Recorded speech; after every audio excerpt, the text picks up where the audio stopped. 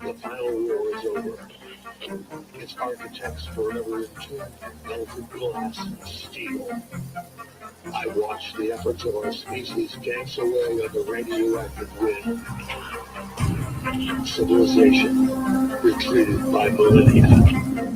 All of human history brought to dust. Our cities, now scorched black mausoleums, serve as a reminder there can be no victory in war. Earth is the answer to the question of our mortality. With resolute defiance, we choose to grasp at the delicate thread of life. My son, the gift of survival is yours. Please, may you never submit. There will be more. This is we are on our own. The air is clear. Welcome home. We're headed straight for oblivion.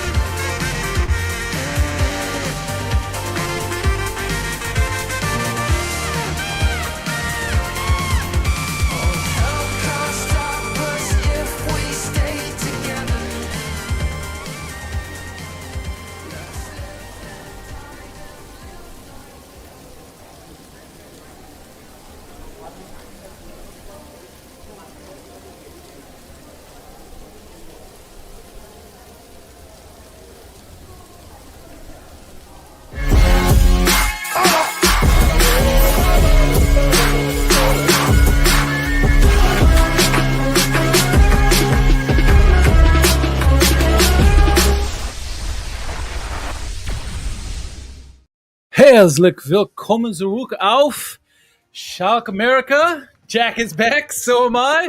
Welcome back to another episode of Schalke America as my dog's barking in the background. How is everyone doing tonight? Jack, welcome back, my friend. It's good to see you, my friend. Glad to be back with you.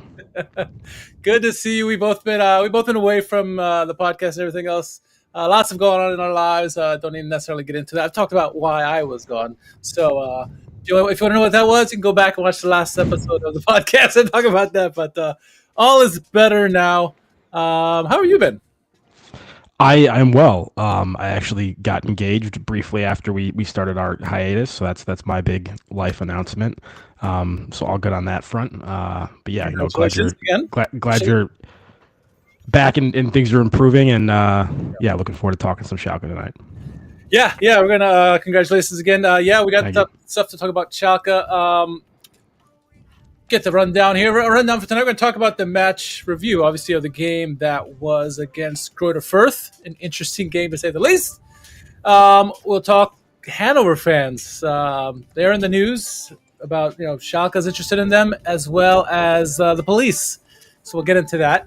Talk about the leaked kits. I meant to talk about this last Friday night, the leaked kits, but then I completely forgot about it during the stream. So we'll talk about the leaked kits tonight to see what everybody's thoughts are on that, what your thoughts are, Jack, and mine. Should we sell or keep? A lot of news about some of the best players that we have. What are we going to do with them? Are we going to keep them, sell them for money because we don't have any money? What are we going to do? And what does Klaus Fischer think about it? And then some names, again, back in our lives, possibly. Raul, is he coming back? Timo Becker, is he coming back? We'll get into all that stuff tonight. Lots to get into for sure. The chat is lively tonight. Good to see Eric, Anthony, everyone in the chat. Glück auf. Hope everyone's doing well. I'm back from my Midwest adventures. Got to experience the whole thing, Jack. I got to experience the tornado warnings, beautiful cities, warm, welcoming neighbors. It was really an experience. I don't know how you do it. I forgot to tell you to hit up Emporium Coffee while you were in Cincinnati. Which is a well-known but good spot there. But yeah, you got the full run of spring Midwest weather. It sounds like in your brief trip. I did. More weather's coming up this weekend, but I'm back home now, so it's all good. Let's get into the Greuther Fürth match. It was certainly wild game. Wild game. Discord was going wild about it. Everyone watching was going wild about it. It was something. Game that had lots of iffy calls, questionable calls, swings. I mean, start off the game. We'll run through it really quickly. Obviously, looking at the lineup. Look at the lineups here first in this one. Greuther Fürth, not many really names to write home about, but they had some notable names, right? So Karashi was a defender that is well known. Massimo is a good attacking midfielder. Dietz is a name that many of us are familiar with. Asta is decent. Klaus and Sobredny and Hergota are a good attacking trio. So those were the guys you're going to really have to keep an eye on. They had a former Schalke player, I think, on the bench, but we saw what we did against them the first time. It was a 4-3 game, another crazy game where they won that game. So it was a team that's right next to us on the table, Jack, and it was always going to be a competitive game because two teams that are very similar, I guess, this season for the most part. In a game that I think was kind of indicative of what we've seen a lot from Schalke this season, which is, fairly competent offensive play and pretty disastrous defensive play at times. We've really struggled this season to string together more than kind of like two results in a row where we get points. We just can't seem to get anything going, and even in this game, get off to a bright start and it's erased immediately, and then there's kind of the collapse that we've seen a bunch of times after a good 10-15 minutes before the floodgates open. Yeah, I talked about on the Friday podcast how Musacilla was likely going to be on the with the team. Probably good chance if he wasn't healthy enough he'd come off the bench, which he did. Bullet would have been game time decision, and then definitely Højlund was going to be out in this one. So with that news, you had Ba leading the line. You had Antwi Ajay, Karaman, Aiden back into the right back in the right wing position. Behind them, Seguin, Bachmann, and then the back four of Merkin, Felipe Sanchez, who I hinted would start in the game on Friday, according to the reports. Or literally the press conference. I was listening to the press conference before the match, and Keith Van Vonderen was trying to be coy about it. But if you listen to the words very carefully, everything told you Felipe Sanchez was starting that game, which he did next to Schallenberg. And then Gantenbein back in there with Loris Karius back in there. Thoughts on the lineup overall? Obviously, the big name jumping out on you is Felipe Sanchez. But then you also have a couple guys on the bench that, especially a guy like Younes and Silla, who good to see him on the bench at least because, not having those talented players hurts the team when they're not on the field. So.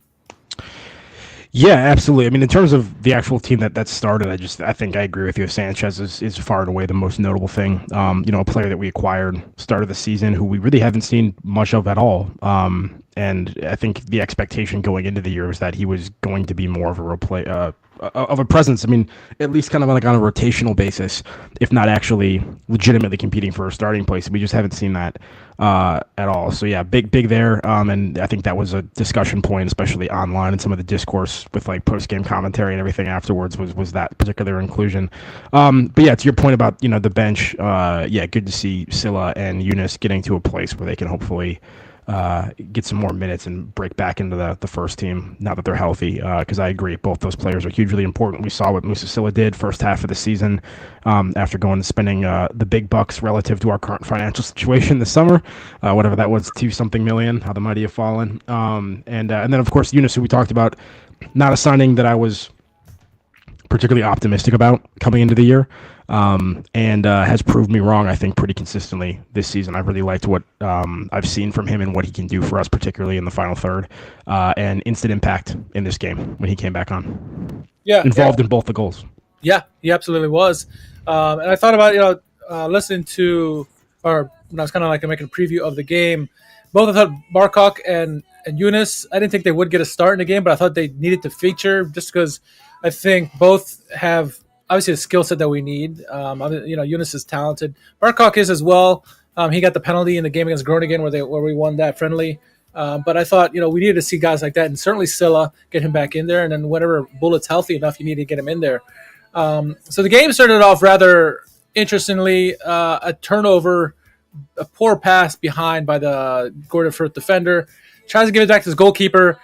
Keenan Carmine all over that. Brown's the keeper from a crazy angle, like nearly the corner flag, and gets a great shot into the goal. I was listening on the Schalke app, and I was like, what just happened? And then to see the replay of it, it was amazing. Thoughts on that play there?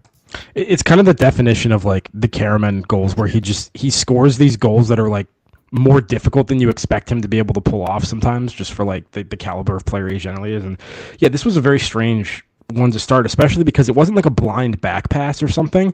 The defender was facing backwards, and maybe they were just like tunnel vision on the goalkeeper, but like Karaman was ostensibly kind of in the field of view there, so I don't know if they really just did not see him in the periphery or if the pass was just much shorter than expected, kind of coming off the foot. But great job by Karaman to be alive to that, and as you said, pretty ridiculous angle, so great way to start.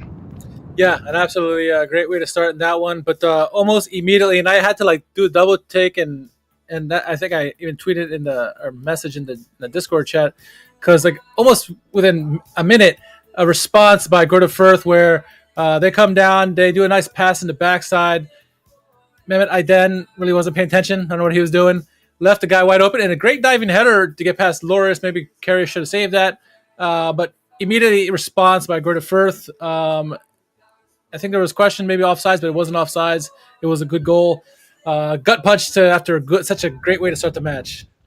I forget if that was where the first VAR review was or not. I know there was like three of them in this game or so. But I didn't. I mean, not covering himself in glory there. He kind of sets up shop on the edge of the box, and he is interior to his defender, and once he kind of sets his position, there's no further shoulder checks or anything that happens, and that man is just able to sneak in off his back shoulder kind of unnoticed. But I mean, still pretty clever play by Firth. You got to give him credit for that. What is a nice ball played in behind, kind of laying out, diving header to finish it. So nice piece of play from them. But I mean, I don't want to be overly harsh on Aydin, but yeah, it's pretty classic. Like, he gives you something in possession and going forward, and doesn't give you a ton against the ball. So yeah, and this is kind of like what I've been talking about with Aydin.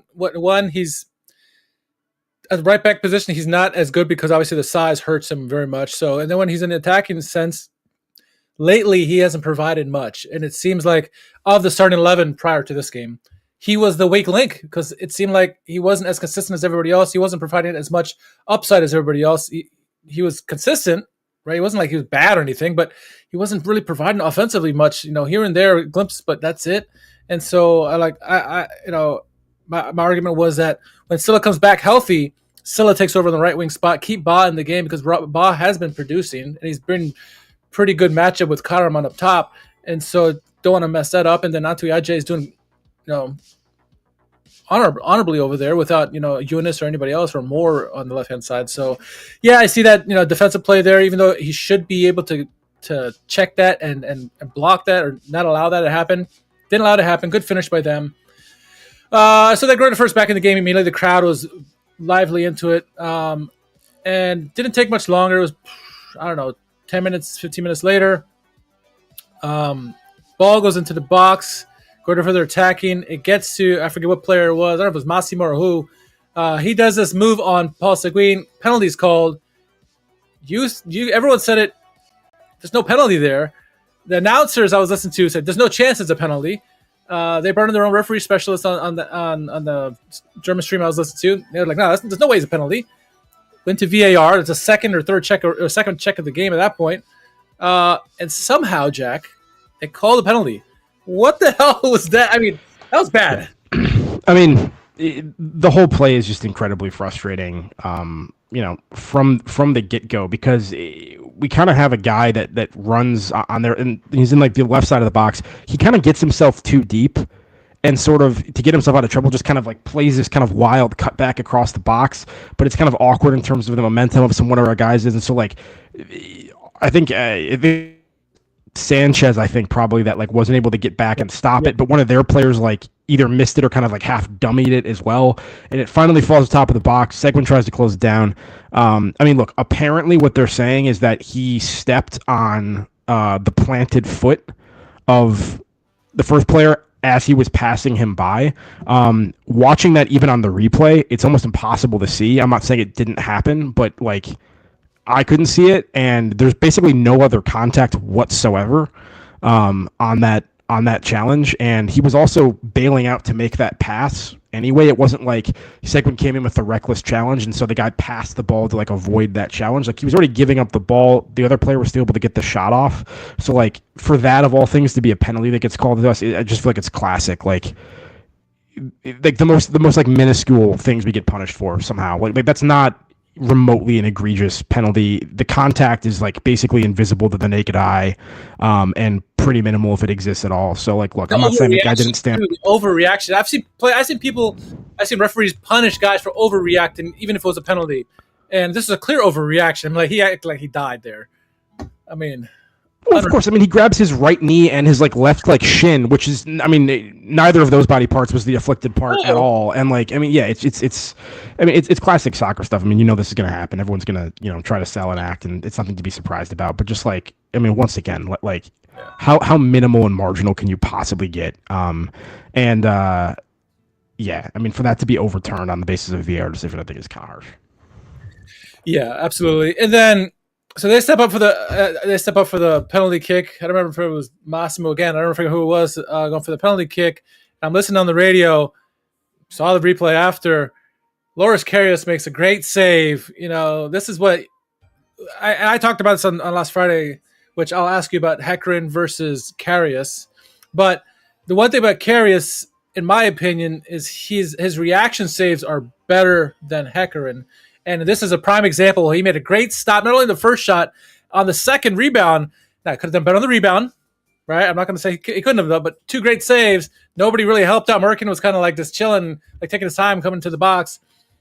And they eventually get the ball in the net. I think that went to VAR again. I don't know if it was two VAR checks on that one play or just the one, but they were questioning about whether it was a handball or the Greuther first player impeded somehow. It kind of looked like he was a little offside there, or seemed off, but the goal happened. It was unfortunate because Karius makes 2 great saves on that penalty, and it still goes in. I mean, like once again, like so. Not only is the penalty itself just the most marginal call, but then there's a save on an initial shot. There's a double save on the follow-up opportunity. The second follow-up opportunity, the third attempt on goal in this sequence from a secondary fourth player who, by the way, should not be getting to the ball first at that point. I'm sorry. If the person who took the penalties had 2 opportunities at it, there should be Schalke players all over that. Like, yes. I don't know how we allow him to get in there. But that second follow-up attempt hits the post. Yeah. And then the player's like in the goal and sweeps it in. Like, I mean, like, yeah. Karius, as you said, does a pretty great job. I mean, like, I'm not saying like his extension on like the double save is the most remarkable, but like great initial stop for him to even get back at all and kind of make a play. We have to help him out a little bit better than that, I think, for the rest of our players. And once again, I mean, phantom penalty and a, double save and a post hit before they sweep that one across the line. Pretty ridiculous. Pretty ridiculous indeed. Go to the halftime by that score line. As they come out, the announcers are talking about, Hekkeren's in goal. And at first, I didn't think anything of it. I was like, oh, yeah, whatever. And then I'm like, wait a minute, Hekker didn't start the game. What the hell's going on? Apparently, Karius got an injury in this game. Did you notice anything during the game? It happened off the ball apparently, but I didn't catch it. I didn't see any replays of it. He came out for it. Like I thought it was an Achilles initially. I didn't see what the official diagnosis ultimately was, but like the way he reacted to it, you could tell that he was in distress immediately and that he wasn't going to be finishing the game. And then once you saw how gingerly he got up and the amount of tape that they kind of put on it initially, and also just the look on his face you could see like the emotion, the disappointment, because he's had obviously a long road back just to get at this point where he's now playing, in the second division, and he's kind of getting settled in and has maybe like 4 games under his belt or so, season-ended injury right off the bat. I mean, look, from the Schalke perspective, I mean, if you want to be super cynical about it, you can say this probably cools some transfer speculation around him in the summer, or him going elsewhere, getting signed, just because, he's only had a couple games now and got injured again, so the market might cool down, which might be good for us long term. But feel for the guy. He's obviously been pretty well received in the Schalke, squad and camp, and was a nice coup for us. So, yeah, disappointing. I don't know if it was Yuri Mulder or whom, but someone said, like, he's only played a handful of games for us, but his quality shows that he should continue to get another chance at Schalke. So maybe we'll see if he stays or not. Like we said, it's maybe outside speculation has cooled off, especially after the Hanover match. But we'll see. We need to have competent goalkeeping, and he's helped, I think, some. Speaking of the Schalke perspective, Asynchronous Flugflitzer im Abseits says, how you like them apples? Glukauf Seguin admitted he stepped on his foot, but still German penalty. I mean, yeah, it was a weak penalty. He might have caught him, I think, overall, but that's a BS call no matter what. No matter what. It seemed like all the calls were going against us, that they wanted them to get the win in that game. So Hekkeren comes into the game.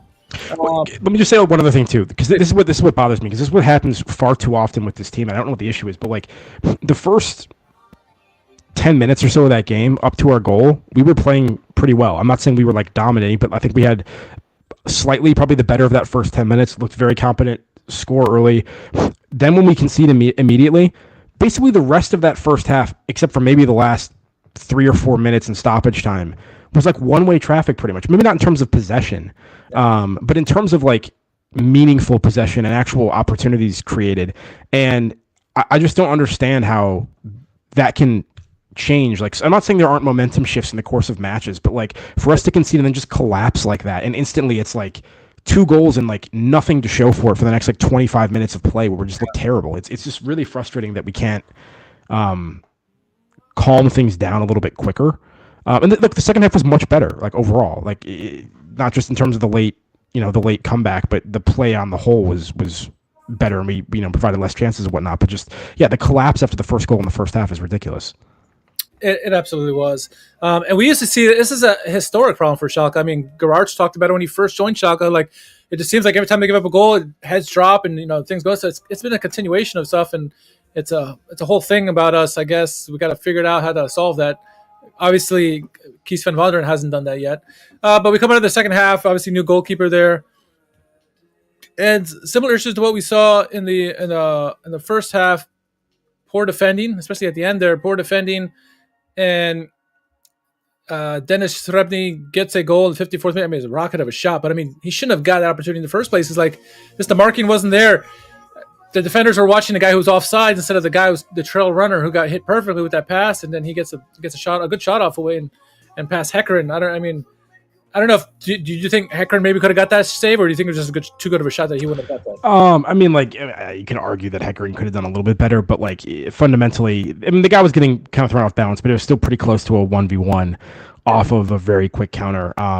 I don't know. I can't really blame Hecarin for that. It was a strange play. They had numbers really quickly where it was like 3v2, and then they also made some decisions on that counter attack that like you weren't expecting. I forget who it was, but there's a moment where somebody receives the ball and it looks like he's going to probably take a quick touch or try to and play it through for a teammate, and instead he plays it backwards. Yeah. But then keeps running, and so the defender that was trying to close him down to make the pass just blows by him, and then the ball comes back to him, and then suddenly it's like 3v1, and it's a whole thing. So kind of shambolic on the counter attack there. I don't know whether to give Firth credit for that or just kind of point to Schalke. I think I have to blame us for that one. It looked pretty disorganized. So, but honestly, like I said, impressive balance in the box and on that counter to kind of stay afloat for that guy. Riding the contact and a nice finish. So credit on the goal. I got my answer with the first substitution in the game. We'll get into Sanchez a little bit later, but obviously Van Wanderen was feeling the same way as we were, I guess, about Sanchez. He came out in the 65th minute for Donkor. Ba came out for Silla, so good to see Silla back in action.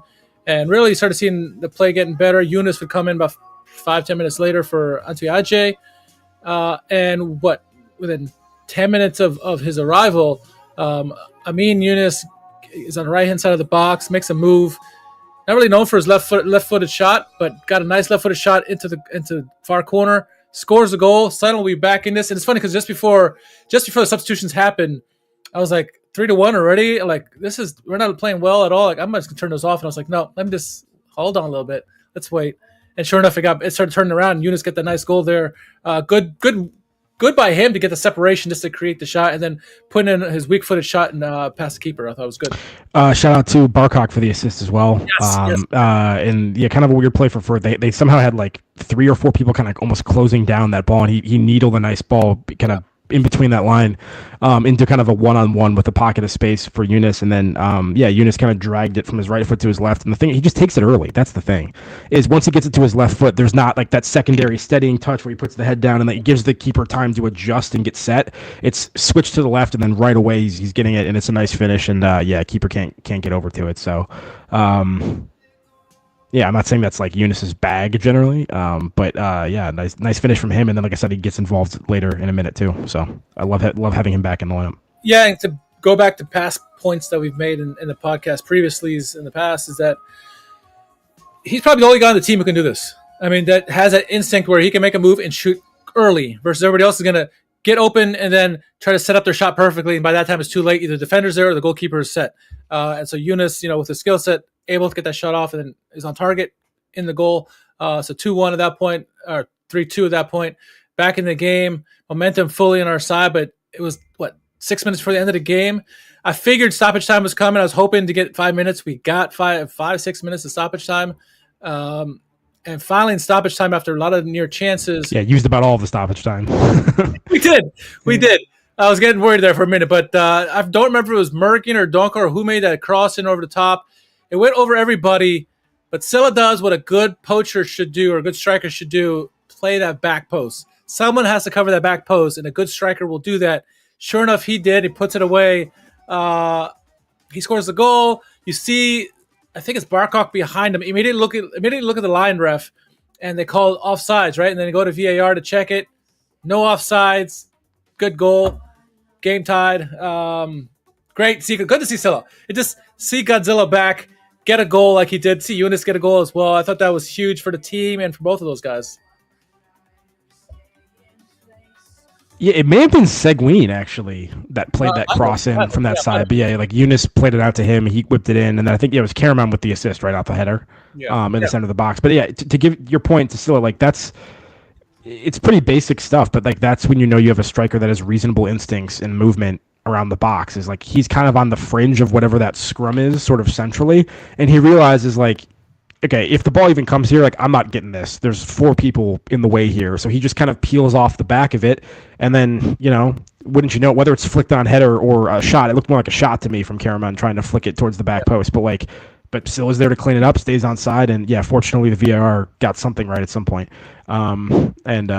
Allowed that one to stand for us, but yeah, but like, I mean, so even so, it's difficult. I mean, I know like the emotion was pretty high and it was a great finish, but it's difficult to walk away from that one feeling particularly great about it because the way we just collapsed to let 3 goals in was just, I mean, it feels like we should have had more from that game given the way the penalty went and all that kind of stuff. It felt like we lost 3 points on this one. Yeah, it's a funny thing, this game, because obviously great way to get the lead early in the game, but you mentioned the collapse happened and we should have been done and dusted at that point. But like we've done so many times this year already, is we found a way to crawl back. And so you got that elation from coming back. But like you said, we never should have been in that place in the first place. And then someone on Discord mentioned, like, literally the referees did everything in that game to give Gordon Firth the victory. Like, literally everything, except for that last goal, which they had to get to us because of all the mistakes they made. Fully earned by, obviously, Musacilla was onside, but it seemed like everything was stacked against us, but we found a way to get a result. So for that, I'm happy because there's someone equal to us in points. We need to get to that 40-point marker. Kies van Wanderen mentioned it to secure survival. So get a point against our direct rival was huge, but like you said, overall, not a good result. Defending has been poor, and it kind of wants to segues to Felipe Sanchez because, listening to the words of Harry Potter in the press conference before the game, he talked about, like, even though he said Sanchez wasn't starting officially, he's like, look, sometimes opportunities present themselves to players who are out on the fringe. He said Felipe Sanchez is clearly behind Kaminsky at this point. So what does that say about a player if he's clearly behind Kaminsky, right? We know how we feel about Kaminsky. And so, but he says, if you get that opportunity, you got 2 reactions. You either take the bull by the horns and run with it, or you show your weaknesses and you don't do anything with it, and you flounder that opportunity. And so I'm glad he got the opportunity, but I mentioned in that stream on Friday, like, maybe it's something to Felipe Sanchez and Wazinski where, Kararts didn't play him, Jakob Fimpel didn't play him, and Kies van Wanderen haven't been playing them. So maybe there's something to that versus Manga is this really great guy and Fines is great defenders. Like, maybe they're not that good. And so we got to see Felipe Sanchez again. And again, it was unimpressive by him. Yeah, I mean, look, it could be like, hey, young player having difficulty settling after, an international move, whatever. But once again, yeah, relative to the conversation around him when he was acquired, it is surprising that not only has he not, taken a starting place, like, hasn't been, a factor basically at all. So yeah, very weird. It definitely seems like they're struggling. And yeah, to your point, I mean, it's multiple managers now. It's over a period of time when there has been rotation in the back line. Like, once again, we're still playing Schallenberg back there, who, like, isn't entirely a center back by trade, like, necessarily. Like, he's defensive midfielder to some extent. Like, I mean, so yeah, it doesn't bode well. Like, he's still young, obviously, but like, yeah, if he's been there for months and months and multiple managers are seeing the same thing, and then when he does get his opportunities, he's not impressing. I mean, I don't know what we're supposed to do about it. So it seems like that one could be a miss potentially. It looks good in friendlies. To Asynchronous comments about Kalash. I think Kalash was suspended for accumulation of yellow cards. I thought that's what the announcer said when the stream I was watching. But don't quote me on that. I think that's what I heard during the game, kind of why he didn't play. But accumulation of bad performances. Maybe that too. But now we've seen Sanchez again. I think, like before, I wanted to see him again, but I'm comfortable not seeing him again. At least not starting, coming off the bench or something. That's fine. But it just, like I said, it didn't seem like he has it in right now. Yes, there is a synchronization period to get up to a new league a lot of times, especially coming from South America to a language you have no idea about, completely different from Spanish. But we haven't seen the performances get any better at all, unfortunately, because seems like he has some talent. So maybe you loan him out to a third division team, right? I would say Bielefeld, but they seem to be doing fine right now, going to the finals of the DFB Pokal. Yeah, it's a shame for that, and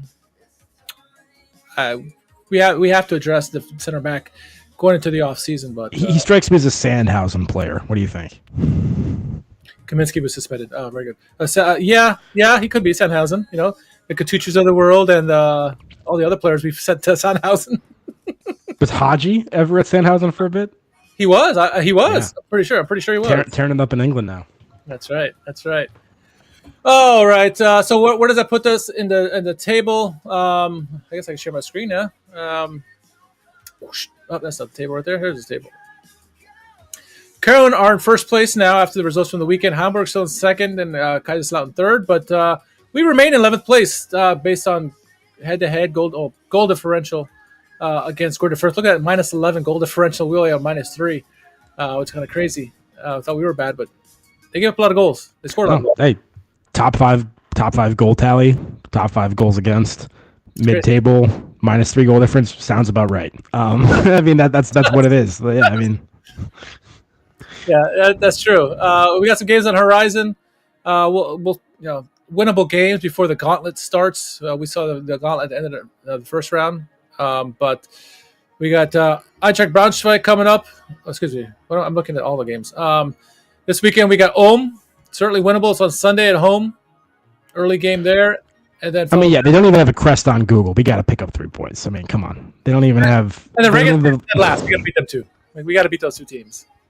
So. No, yeah, I think we need to. It's disappointing that we didn't get the 3 points from this game to kind of kickstart this, but I think we need to go on a little December run at the moment, like we did to close out the first half of the season. And if we do that, we're 9 points away, I think, at the moment from 6th place, which is where I optimistically projected we'd jump to. Obviously, doesn't look like that's happening anymore, but if we go on a little tear here against some winnable opposition, we can make some ground up.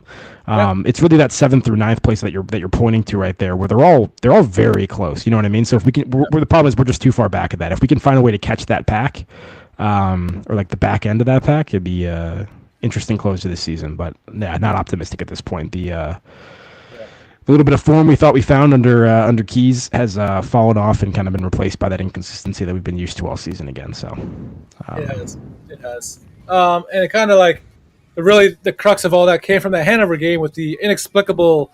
Talk about collapses. That was a collapse in that game. Carries with the blunder of all blunders in that game. But there was some other things that happened at that game. Andreas Ernst tweeting out that Hanover fans graffitied the Veltins Arena, and so Schalke is looking for restitution for that. Rightly so. I don't know if they're going after I didn't read the article because I don't have a subscription to Vaz, but I don't know if it's saying they're going after the people to pay for it or they're going for Hanover to pay for it. Either way, they're looking for that. Plus, the police have also filed a complaint against them as well. So maybe the police are going to be going after some of these individuals who did it if they have it on tape. We'll see. Yeah, so it'll be interesting to see. What do you think? I can see why they would go after Hanover, the club, both the police and Schalke, because they're basically saying you should be aware of what your fans are doing. We've seen before where clubs got punished for their fan behavior. That's what I would think so. But do you think that in any way they'd go after the fans unless they got them on footage doing it? Yeah, I mean, I don't know what legally you're entitled to do over in Germany, but yeah, I would imagine the conversation around going after Hanover for it is because it's difficult to identify the individual people that may be involved and try to track it down that way. So at that point, it's about trying to put an incentive in place for people to police their own fan conduct on away days and whatnot. And I feel like this is probably going to not result in much of anything, but we'll see. We'll see. Speaking of C. Have you seen the new kits that have been leaked? I don't know how true this is, but it's obviously a leak. It's a kind of homage to the kit we had in, I think, between 1992 and 1994. Similar, not as nice, in my opinion. But what are your thoughts? Yeah, I mean, if this is the real thing, I can get behind it. I like what we're trying to do with it. I agree with you that it falls a little bit short. But yeah. I mean, I think this is one of the more interesting, if this ends up being an actual kit, this is one of the more interesting kits I think we've had maybe that I can remember in the past 10 or 15 years. What do you think? interesting is a good word. I think it's certainly interesting. It's not as liked by me as well as we had that. I think it was the year we got relegated the first time. It was a white jersey with the Gelsenkirchen map on it. Right. Michael, Yeah. that was a really nice one. It's certainly an interesting kid. I would prefer not having this kid. It's nice. Maybe it's a good practice jersey, but I don't know. It's not as good as the 1992 to 1994 one. It's not as good as that one, but Hey, it's well, okay. that's fine. More for Eric. Eric's gonna buy it up. So There you go. There you go. There you go. Take all my money, please. Let's see what else. What else? Okay, so seller keeps. A lot of the rumors have been the current state of our finances. What's going to happen? We don't know if Christina Rulehammers claims that she's going to give us 20 million. Give us. I wish she'd give us 20 million euros. She's going to give Manga 20 million euros to spend on acquiring talent.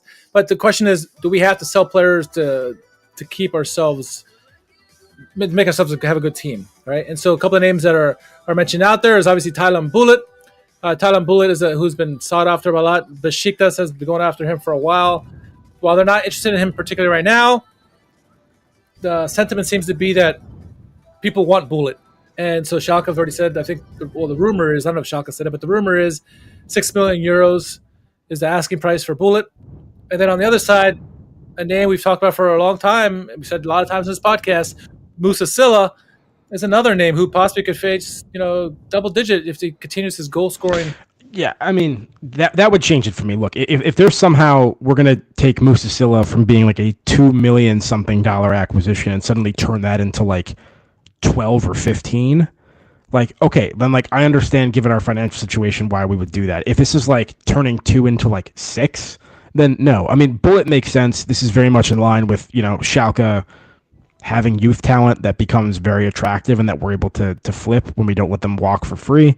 And so Bullet, I understand. Silla, I do not understand. This is like a 25-year-old player who hasn't. I mean, you know what I mean? Like, this is a $2 million acquisition. This is not.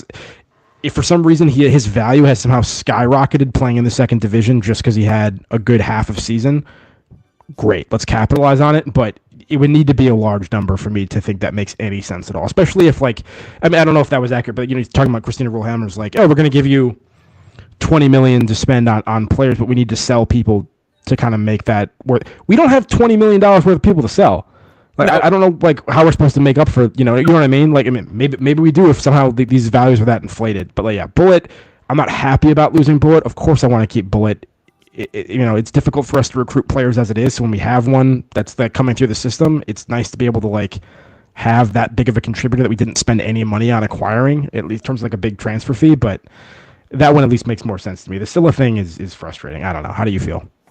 I'm the same way. I mean, I think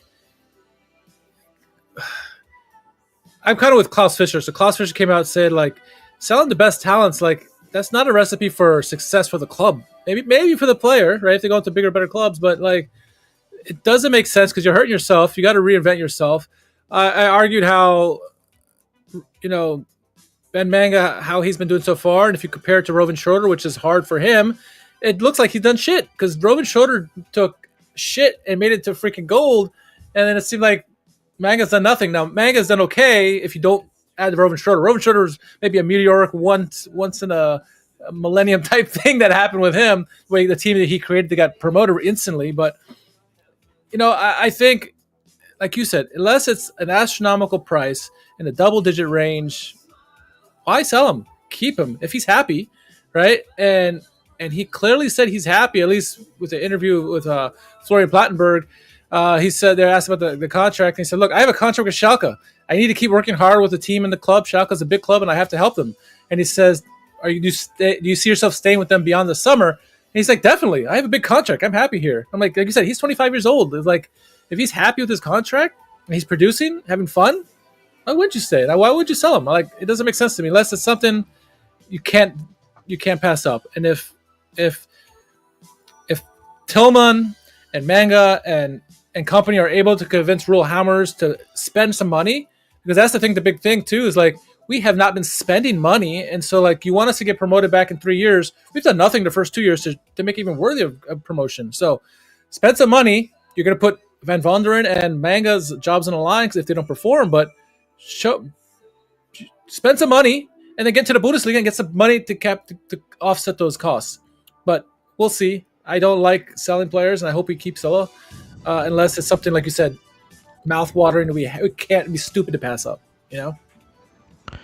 Yeah, I'm not trying to be like, oh, Silla's so good, he's unsellable. But like, we don't have a lot to hold on to at this point. And this is not, the first season after relegation where we were at the sharp end of the, I know we went on that run at the end of the season when we were kind of getting closer back to mid-table again. But like, yeah, I mean, we're nowhere at the moment. I mean, we were flirting with relegation more than mid-table for most of last season, and we were there a little bit at the beginning of this one. I mean, at some point we have to improve the squad and try to get better. Now, I'm not saying that like Musa Silla is necessarily that guy, but I mean, yeah, it would have to be a big check for me to just be like, oh yeah, the 10 goals he had in the first half of the season before injury. Yeah, cash out, whatever. Cash out. Yeah, I mean, his signing has gone about as well as you could have expected it to go. Yes. And that was a home run by Manga, for sure. Right. It's not easy to replicate that. You can't just assume that every player you bring in next is also going to work out that well. Like, Yeah. I don't know. Not Rovan Schroeder. Well, speaking of old names, a name that continues to keep coming back and back and back, it's Raul. And it's, again, this is a sport built to take with a grain of salt, but his contract expires in Madrid. Looks like Madrid are trying to go with Xabi Alonso as the next heir apparent to Carlo Ancelotti, who's retiring after this year. My question isn't, is this going to happen or not? My question for you is, if Van Wanderen doesn't work out and they move on for him, would you want to have the experiment of a legend, but frankly, a inexperienced manager? Would you want that with Raul to try that? Look, if he's legitimately motivated about the project and is like, hey, I actually want to be here and try to like kind of bring them back into the Bundesliga, stay with them for a couple of years and kind of start my coaching career independently from Real Madrid somewhere, then sure. If this is like he's just kind of frustrated at his situation and like, I have ties to them, this is a soft landing for like 6 months or a year, then I'm less interested in that, I think. Yep. If it's an actual strategic hire with like long-term intent, great. And we think that can work. But once again, it's one of those ones that always worries me that it's more name, more sizzle than substance, that kind of stuff. No disrespect to Raul. I love Raul. But anyway, yeah, how do you feel? I know, I'm with you 100%. But I also have in the back of my mind that sometimes you take what happened to Xabi Alonso. That's another instance where Leverkusen was doing something similar, though he didn't have ties to the club necessarily. You take someone who had no experience, and he comes in and flips that club essentially on its head, wins them a Bundesliga title, and make them a relevant club again in Europe and in domestically. And so there's always that hope, like, oh, maybe this could happen, but like it seems like it doesn't happen for us. So like realistically thinking, more likely it's just someone like you said who's starting out the club, probably could hurt himself, his legacy, could hurt the club. There's a chance he'll do well, but if the pieces aren't there around him, supporting system like the signings and all that, which we haven't seen yet, that to convince me that that's going to happen, why would you take that chance, right? You want to have someone who can stabilize the ship and then get you towards promotion or to promotion. And there are some managers that have Zweite Liga's experience or Bundesliga experience that could possibly do that, but maybe not ready for Raul yet. I love him to death. Obviously, have fond memories of him, but I don't know if I'm ready to go with that experience.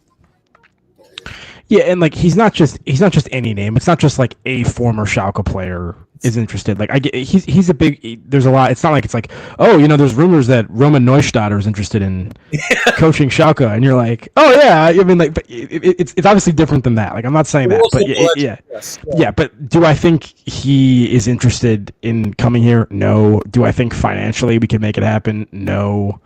Do I even want it to happen if he was interested in coming here? Maybe not. Once again, it really depends on like how serious in the long term the intent there would be. But yeah, I'll believe it when I see it. I don't really think there's any fire to the smoke that we're seeing. All right. To end the show, we as Schalke fans are often treated with the terms of nostalgia. We just talked about Raul and this and that. Well, another name talked about coming back. This time comes from Sky Dirk.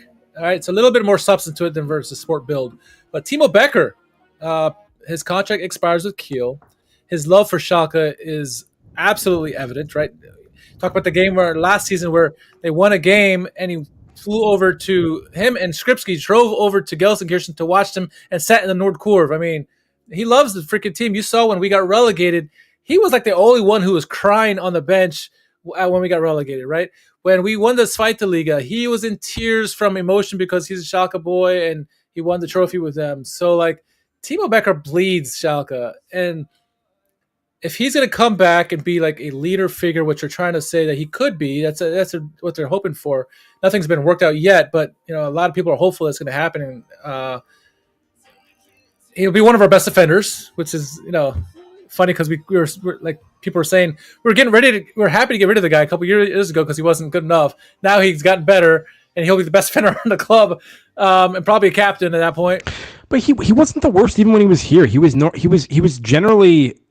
Unless I'm misremembering this and just kind of this is revisionist history, but like, yeah, I don't think he had standout performances often, but he wasn't one of the guys that we were often super worried about most of the time. Who are the only two players that we were not worried about the relegation year that we thought were going to have great upside?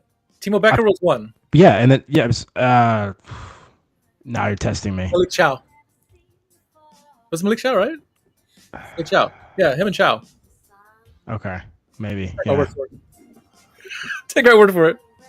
But yeah, Becker didn't get a sniff after that, after we got relegated. But now he went over to Kiel, did great there, became a lead figure on that team as well, scored some big goals, continued bleeding Koningsblau colors, right? So if it were to happen, I was hoping you were saying Katuchu was wanting to come back, but I'll take Timo Becker as a fair consolation. I would take Katuchu back as well. I mean, he's one of the top goal scorers in the Superliga in Turkey, so I take him too. So people were trying to say like, Musa Silla's worth 6 million euros. Ansu Fati from Barcelona is worth 5 million euros. Who's got the better talent now? Calm down. But I would take Timo Becker in a heartbeat if it came cheap, just because he's an upgrade in defense. If we kept Bullet and keep Becker. Put Becker maybe at a center back position. I don't know if he can do that position or not. You have some options there. So give it again to Bime. Yeah, that one hasn't really worked out, has it? No. But I'm all for Timo Becker if he comes back. That's just me. He can bring Fabian Riese too if he wants. Why is it always our right side? I feel like we have not had a right side at Schalke, like basically since Uchida left. Like, yeah, I don't know, stuff. Yeah. Or even, I would say Rafinha, even maybe. But it's been a while. After that, it was like Junior Kaisara. I mean, like, yikes. It kept getting worse and worse and worse. So Mercedes Jens in the chat from Eric. Love the shout out. Yeah, I think so. I don't know if you heard this, but Stuttgart were ready to play our rivals, and they asked him. They asked him some question about something, and he's like, he still likes Schalke apparently. So, hey, bring him back too on the cheap too.